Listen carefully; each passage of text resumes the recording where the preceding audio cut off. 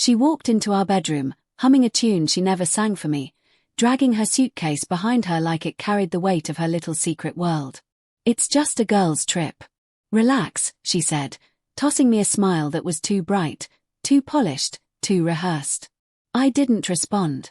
Lies always carry a shadow. And tonight, hers stretched across the room like smoke, curling into every corner. I had already seen the folder she left tucked beneath her makeup bag.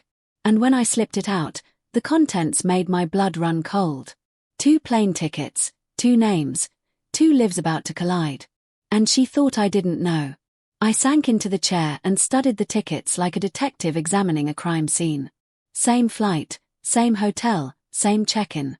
Everything aligned with her secret narrative, the one she carefully spun for weeks while pretending innocence.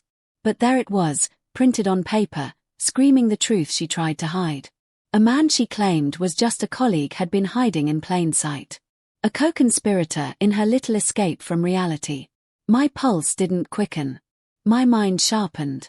I didn't want confrontation yet. Confrontation is messy. I wanted something surgical, precise, permanent. I traced his name across social media, scrolling past family photos he had posted with his unsuspecting wife, smiling, laughing, completely unaware that his life was about to implode. I gathered screenshots of messages, reservations, and whispers of planning she thought she had deleted. Every smile she sent me in the last month suddenly felt hollow, a performance designed to keep me blind.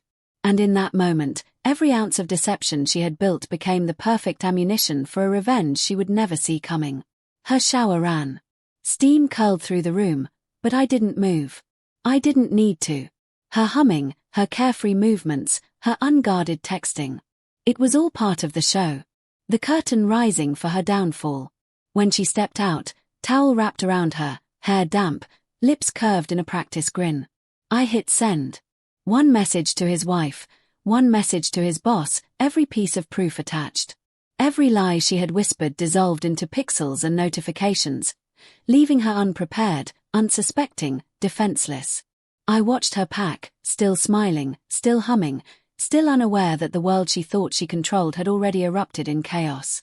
She kissed me lightly on the cheek, whispered, "See you soon," and left, dragging her suitcase into the waiting car with her friend. They laughed like conspirators on the verge of adventure, oblivious to the storm I had set in motion.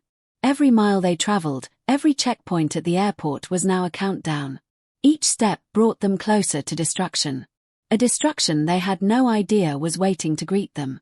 By the time they reached the terminal, I could see him waiting. The man she had betrayed me with, standing there with a kind of nervous energy only someone who knows the walls of their life are crumbling can radiate. His phone rang endlessly. His wife. Her messages were screaming through the device like a siren. Each word slicing through his carefully constructed reality. My wife's smile faltered when she noticed his panic, the trembling of his hands, the paleness that overtook his face. She tried to retreat, tried to pull her friend close, but the chaos had already enveloped her. Passengers paused, staring at the unraveling scene. The man tried to explain, tried to make excuses, but every word he spoke was drowned by the furious voice of the woman whose world he had just shattered. My wife's eyes widened. Her carefully curated arrogance evaporating. She had believed in her cleverness, in her ability to hide, in her perfect timing. But life has a way of turning deception into spectacle, and she had just stepped onto a stage designed entirely to expose her. Then came the second wave, his boss's call. Immediate suspension. Termination pending review. Corporate wrath raining down before the plane even left the tarmac. My wife stumbled, helpless, her friend frozen beside her, unable to salvage the illusion of control. Everything she had built, every plan, every whispered promise, every lie had collapsed in one surgical strike. Her smug little escape had become a trap, and she was the only prey inside it.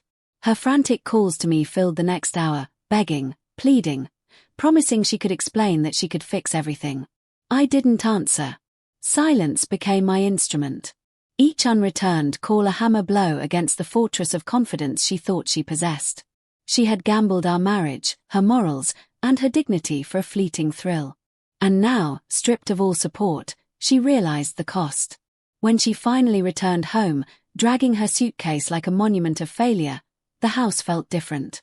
I had left an envelope on the table, printed proof of every lie, every deceit, every planning session she thought was invisible. She sank to her knees, shaking, her mascara running, whispering brokenly, "What have I done?" But it wasn't me she feared. It was the avalanche of consequences she had triggered. A life now irreversibly altered. A man she betrayed permanently unmasked. A family she destroyed unknowingly. I stepped forward, calm, deliberate, holding the weight of all the evidence in my gaze. No shouting, no argument, just presence, just silence. The calm was worse than any punishment because it reflected a truth she could not escape.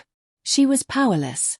The live network of notifications, the legal and professional ramifications, and the complete collapse of her secret world were all in motion, and there was nothing she could do to stop it. And then I whispered, "You already took off, but not on the plane." Her body froze.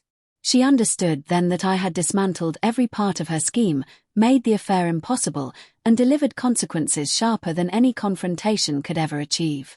Her perfect trip, her perfect deception had been obliterated before it began. She had gambled with our lives, with his family, with careers, and lost spectacularly. The twisted satisfaction of watching her finally understand the depth of her failure, and knowing she would carry that humiliation forever was mine.